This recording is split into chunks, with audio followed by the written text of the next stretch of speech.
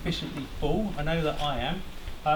And again, hopefully you're not too full and you won't actually stay awake for the last two presentations too. Before we move on, you will remember that there was, or there is, a prize draw. I was surprised by the number of entries, but we have marked them and we have got some winners. We've got a reserve just in case, haven't we? So you want to reveal the winner? And the winner of the West Suffolk College The Day competition is... Need a drum roll there, haven't you?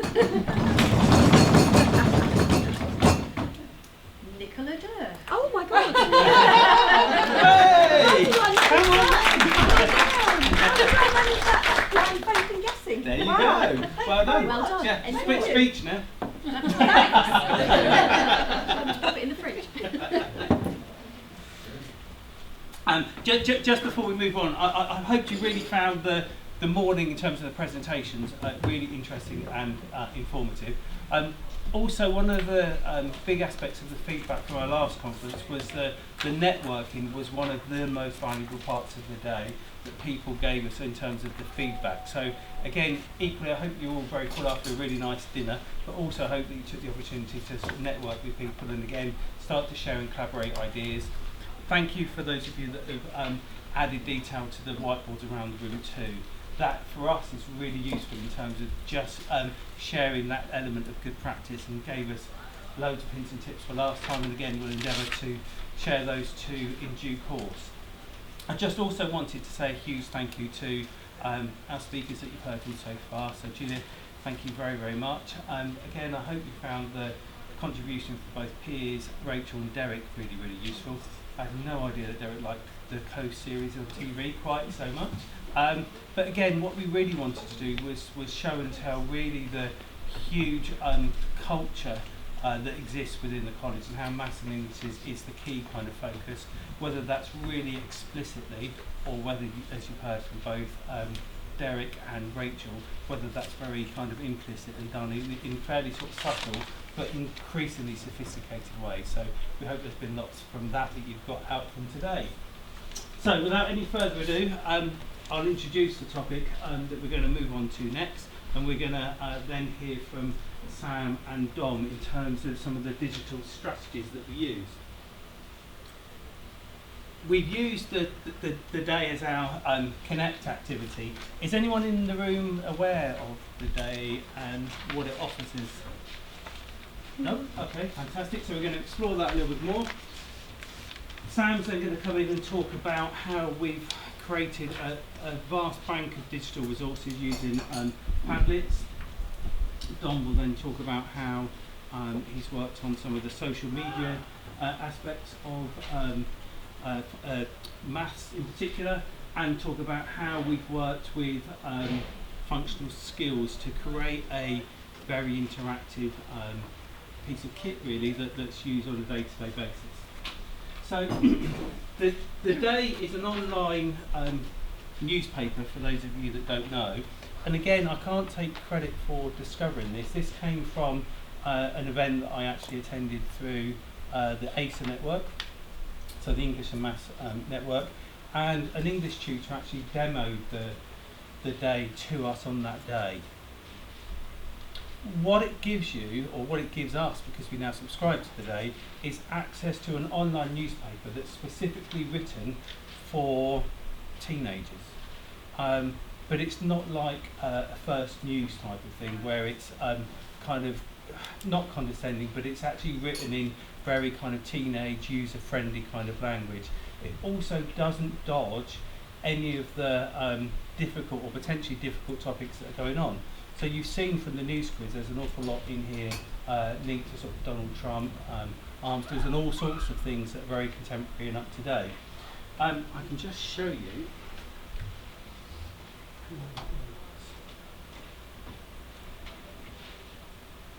Okay. You can access the Day without subscription, and it will allow you to go on to the quiz section of the online newspaper without a subscription. It will also allow you to do what we did, which is go to the bottom and create a PDF version that if you choose to, you can then print out to run as a kind of quiz.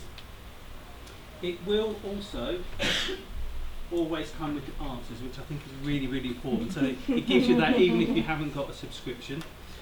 What we do, we use this in every GCSE English class. So this is more or less our Connect on a weekly basis, because what we found is it gets the students interested in news.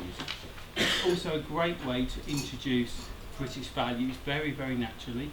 It's a great way to introduce numbers within English, again, very, very naturally. Last week's quiz, as I say, had an awful lot around the arms deals that are going on, the number of people that are expected to vote, and all sorts of, as I said, contemporary issues.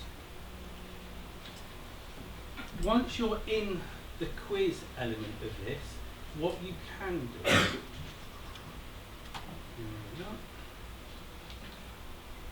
is each one of these questions is linked to a specific article. So once you click through and you start to have a look at each of the articles, it gives you the actual newspaper text. It then, and I'm hoping you can see some of this at the back, it then gives you a set number of questions and or activities to actually complete with the students. And is this subscription? Are we in subscription territory now? I'm on my subscription at this point. Okay. Without the subscription, I believe you can get into two articles. Now, don't quote me, I can't remember whether that's a day or a week. Right. Okay. All right, but you can access some of this without having a subscription. So, what it allows us to do is to have ready-made articles and connects that are genuinely ready to go at the push of a button. We don't give the students the quiz as I have done with you guys, because we know the first thing they do is get their phone on, go to the day and find the answers. So we don't do that. We usually will import it to or copy and paste it to a Word document, or create a quizzes or a Kahoot or something like that, which the Sam and Don will pay attention to you about later on. But we vary it, but it does provide a very natural space for us to, as I said, embed all sorts of different articles within our English teaching very, very, very naturally. And the other cool thing with it is our vocational teams use it too. So again, right at the very top here, you'll see that there's all sorts of areas of the curriculum that are covered by the day. And again, it's got quite a big archive too. So whichever area of curriculum people look after, there will definitely be an article that's very, very relevant to them. As I said before, it gives you stuff that's ready-made. Particularly if you use the headings at the top, it then allows you to then plan stuff within your curriculum delivery, whereas with the way we use it for the English and the quiz, it's much more kind of reactionary on a week-by-week basis. But because of the archive that it's got, it does allow you to build lots of stuff into your curriculum, which the students engage with. Is it expensive? I can't remember off the top of my head. It's $399 for school, just like Yeah, but not overly. You then get presentation mode, so if you chose to project it from the screen, you get the picture, and again, you get more trigger questions. So in terms of our planning and the way that we use it with English, Piers spoke to you very well about how we encourage that element of discussion and we encourage students to kind of work together. This is a really good example of actually how we do that. But I would encourage everybody, if they haven't already, to just go and have a look. It was, how much did we say? $399. Yeah, go bargain, 399 quid. And that per institution, it's not numbers driven, is it? It looks like it's $399 for the first year, and then I don't know if it goes to a numbers driven. Right. I think you probably have to find out a bit more, but that's just a quick. Yeah, thanks. So again, a number of questions have come out over the lunch break around the documentations and the presentations. As I've said previously, what will happen is after today you'll get a link to a questionnaire. Once you've completed the questionnaire, that will open up a Google document that's got all of these files in there. So the links to all these resources will be on there. We could spend the next hour just talking about the day because it is genuinely that useful. But I'm going to hand over now to Sam initially, who will talk to you about some of our other digital resources. Hello everyone.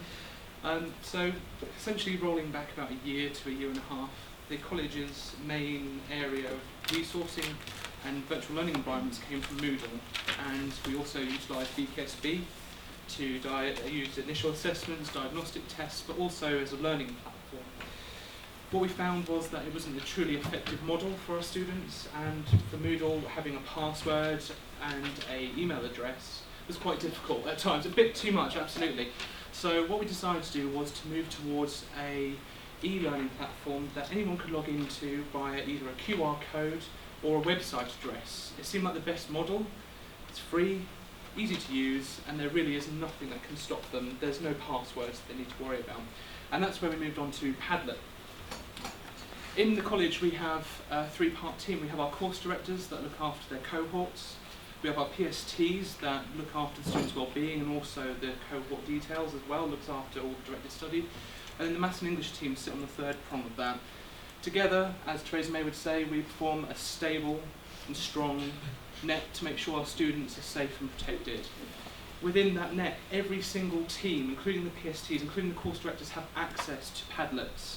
Therefore, if they wanted to use the resources that we are using as well, they have full access to all of our PowerPoints, all of our worksheets, and all of the websites that we are recommending to our students.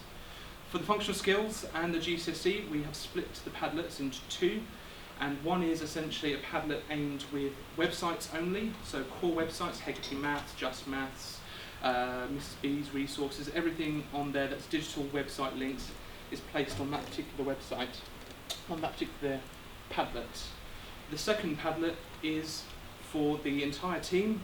We came together and looked at all of our PowerPoints, all of our resources, and effectively decided which were the best ones to put out into the ether. Who would be the ones that would look at those resources?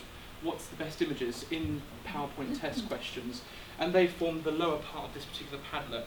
Whereas at the top, we have assorted revision questions, exam technique, and we also put our past papers. And that's for both GCSE and functional skills. There'll be two Padlets for both. That way we're encouraging a very clear separation. One is your in-lesson resources, your in-lesson materials, and the other is these are the useful revision websites. This is what you should be doing in those last couple of months. Ideally a bit before that, let's hope, but essentially that clear separation allows them to really get into the groove very quickly. Thank you. With that in mind, what we've also done is, it's not enough that we have these Padlets for students and these links. We've also designed Padlets for vocational staff to go out to the curriculum forums. On here, obviously we don't want to put all of the PowerPoints, all of our resources, so we select the core materials. The changes to the functional skill and GCSE curriculums, important information, will then go on to a staff Padlet. We've also put schemes of work, new websites, anything that's going to affect our teaching and how we are going to work with these particular students. If we've found anything that's particularly engaging, we'll go onto this Padlet, and that goes out every Friday. Everyone has access to it, and it's mentioned in the curriculum forum on a weekly basis. So it allows us to liaise and build a strong, united front with our students. And the collaboration is, as Lindsay and Trevor have said, it's the culture of this college, and it's the reason why we're performing well and we're very strong at the moment. Padlet's only the start of what we've discovered this year. We found last year that a lot of the students and a lot of the teachers were all using different interactive resources, e-learning platforms. For example, every member of our maths team had a different quizzes login, a different Socrative login. Some people have been using Kahoot, some people have been using Prezi. And what we found was that this isn't effective. So what we have done is we've set up a mail group so that we can sign on to these accounts, and the mail group for the maths team will allow all members of the maths team to have one log-on to one shared portal. So for quizzes, what we now have is one log-on detail. If there's any updates, the emails go to every member of staff, so it's on a mail group. At the same time, it allows us to all put our resources into a pool for each other. At the same time, we can also look around the world at other people's quizzes that are put onto a public domain and copy them. We've effectively cut down the work. We're not having to create different quizzes, different Kahoot quizzes, different PowerPoints because we're essentially pooling those resources into one logon that anyone can access across the college, including the vocational staff. At the moment, we have that with Go Conquer, Quizzes, Just Maths, and Teach It, and Exampo. And at the moment, Kahoot is the one that we're going to be looking for in September to start setting up a group profile. By having all those in place, we now have effective starters. We no longer really need to go out on it if there's an emergency and we have to cover a class or anything like that. We don't really have to look in a book or a pile of resources. We have most of our starters in this form and everyone has access to it. And because we collaborate on regular Friday meetings, we all know exactly what's on here.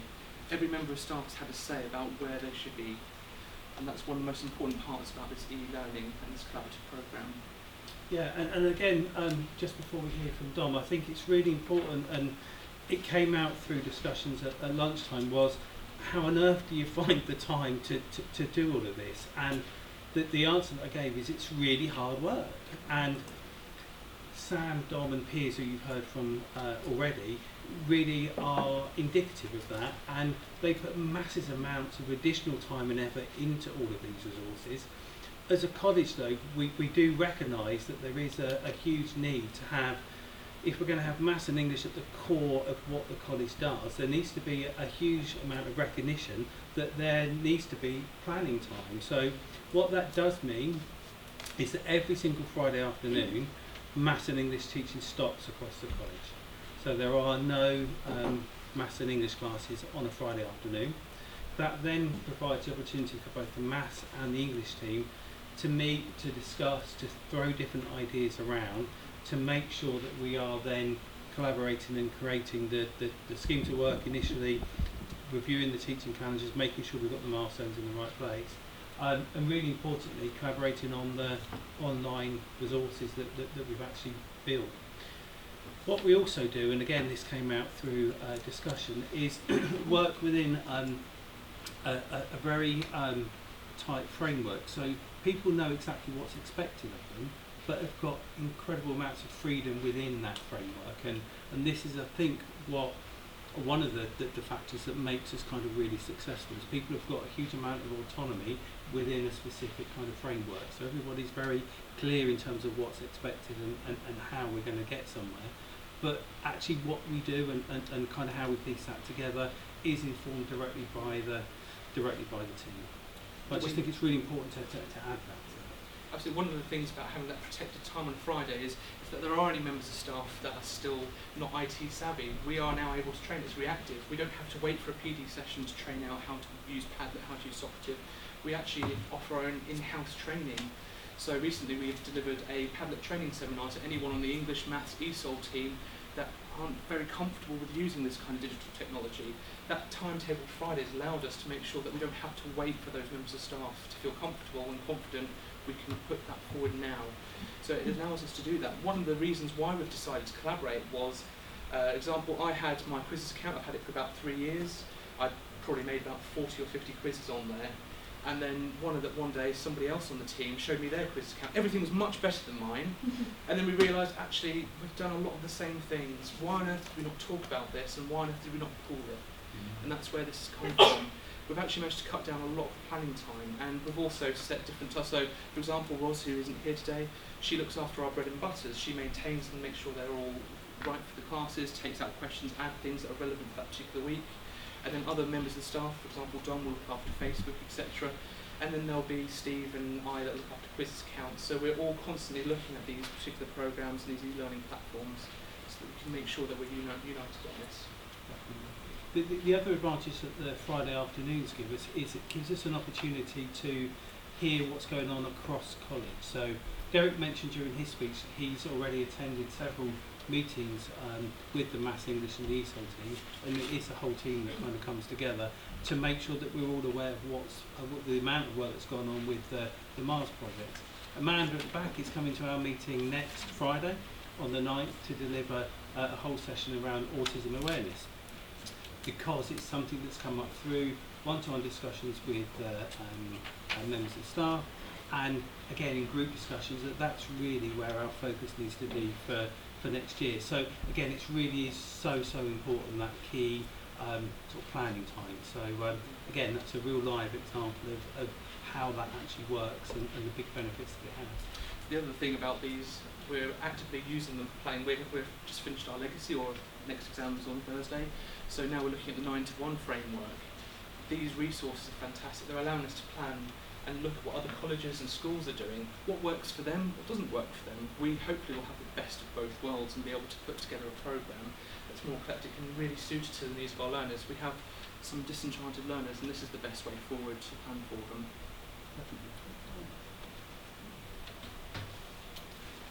Afternoon. I'm going to be talking you through the West Suffolk College Maths Facebook page which we set up. We wanted a way to get information out to students who maybe aren't attending lessons or just reinforcing the same stuff we are telling them in lessons but giving it to them in a different way. So from the screenshot you can see that we're flogging here the revision sessions that we were running. Students that they want to leave the lesson, they want to get home, they're not necessarily listening to what we're saying, and we're encouraging them to attend these revision sessions. More recently, the Facebook page has shared, here we go, the predictions from one of the maths team about what might come up on paper 2 for GCSE. We've been reinforcing on the Facebook page the equipment they'll need for their exams. The business team asked us to share a maths pack that they're selling at the college shop. It contains everything, just that kind of thing that we're sharing, just to get that information out to students. So about 2 months ago we decided that we were going to get this going, we were going to start up this Facebook page to get this information out there, and our first point of call was the marketing team, Danny behind the camera, who is in charge of all the social media for the college. So that was our first point of call to make sure we're doing everything as it should be done. We found out that we'd need to set up a Facebook account to run the page, and this account, like your personal Facebook account, would normally have friends. In this instance, it's completely anonymous, doesn't have any friends, nothing on the newsfeed. Its sole purpose is to run the Facebook page. The next challenge comes with